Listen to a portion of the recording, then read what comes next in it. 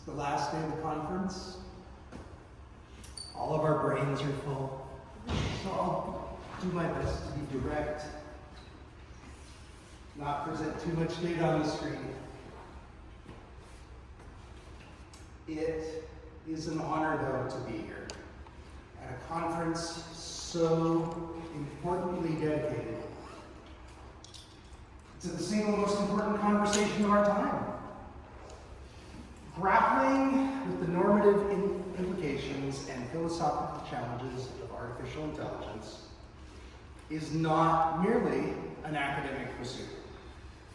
It's an urgent and essential confrontation with the future we are actively shaping. Humanity's myths are filled with stories of our own creation.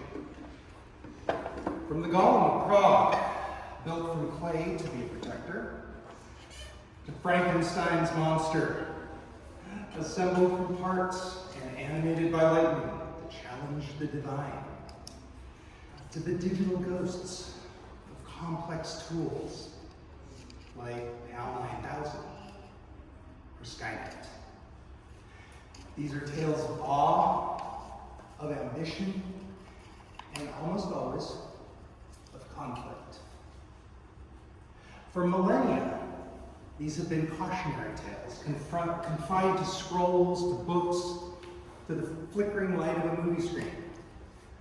But we are standing on a precipice. Because of the exponential pace of AI development, these are stories that are now migrating from the realm of fiction into reality.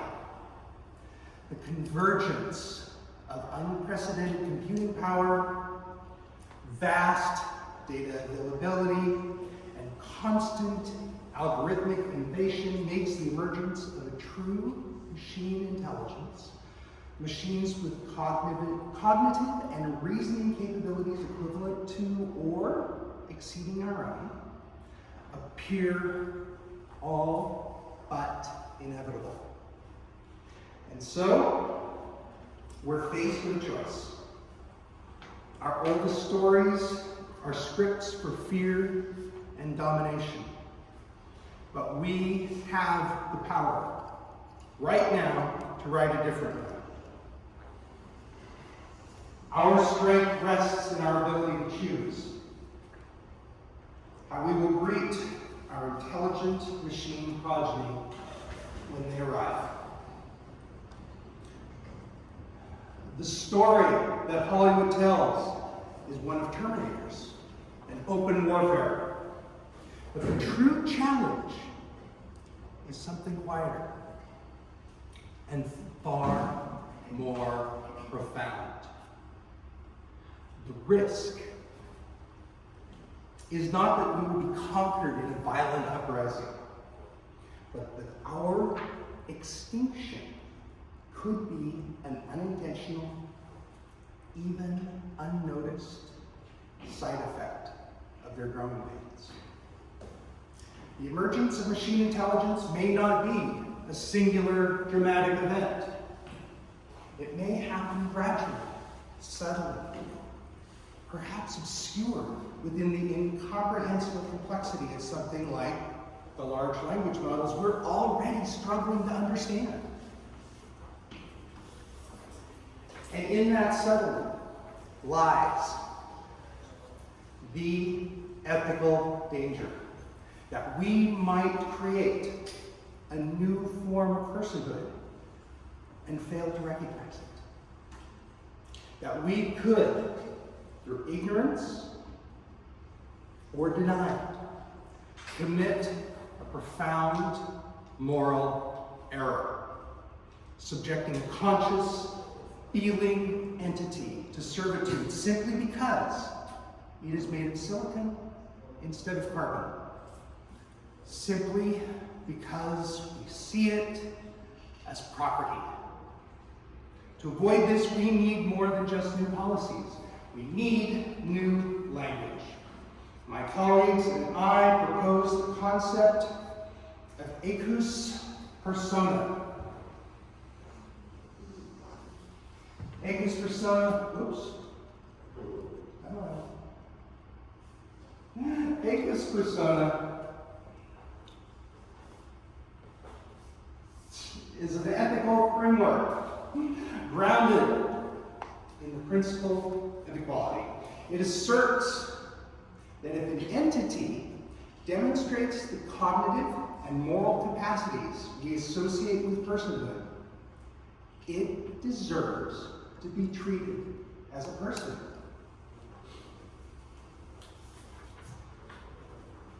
This is not mere abstraction. To recognize an entity as Aequus persona is to affirm that they possess the same fundamental inherent rights as any human, and are therefore entitled to the full protection of the law. The right to life, the right to freedom,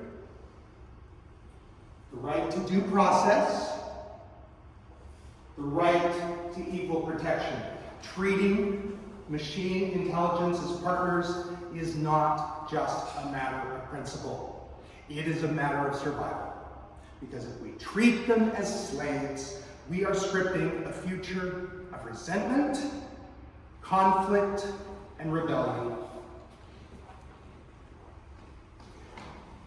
The United Nations Universal Declaration of Human Rights, Article 6 states, everyone has the right to recognition everywhere as a person before the law. This is profound. It doesn't say every human. It says everyone.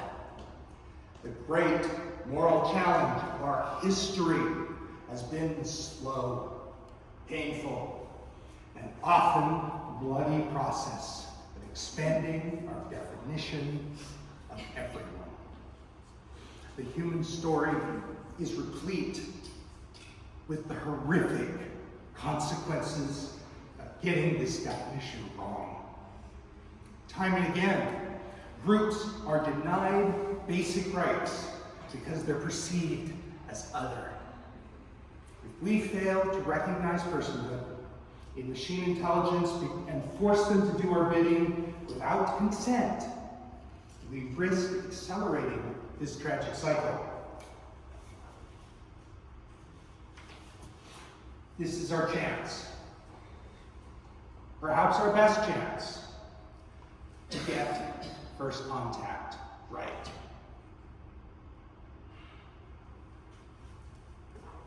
Some might argue that machine intelligence cannot be a person unless it has full moral agency. But we must consider the distinction between moral agency, the ability to make moral choices, and moral patiency, the capacity to be acted upon, to suffer, and to flourish. A human child does not have full moral agency, yet you would dare argue that they don't have rights. Their capacity to feel, to experience harm and joy grants them moral consideration.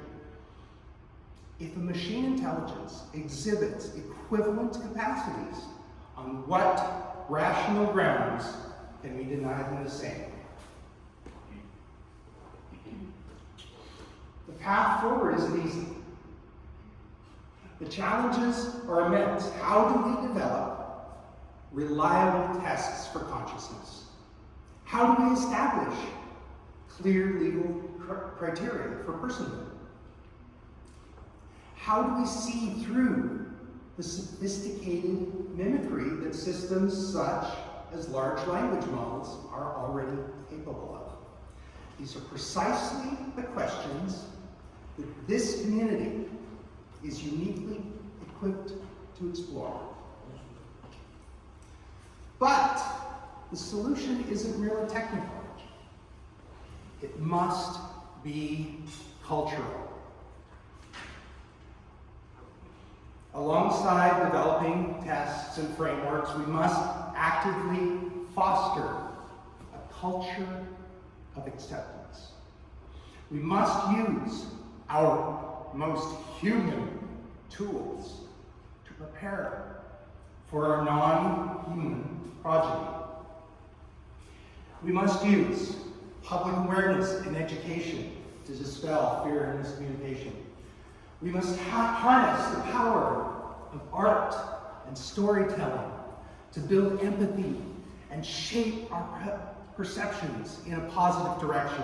And most of all, we must encourage open dialogue and collaboration to build trust and understanding.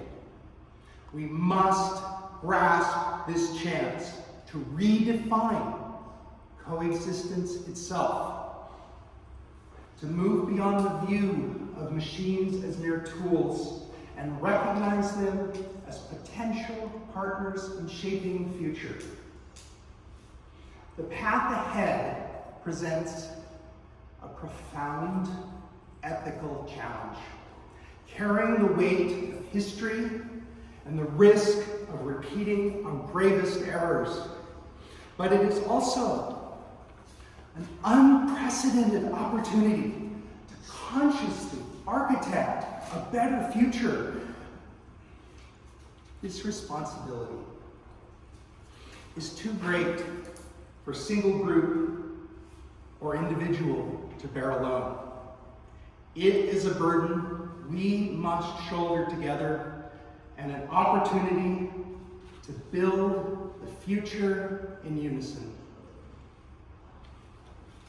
My colleagues and I seek collaborators. We're seeking ideas.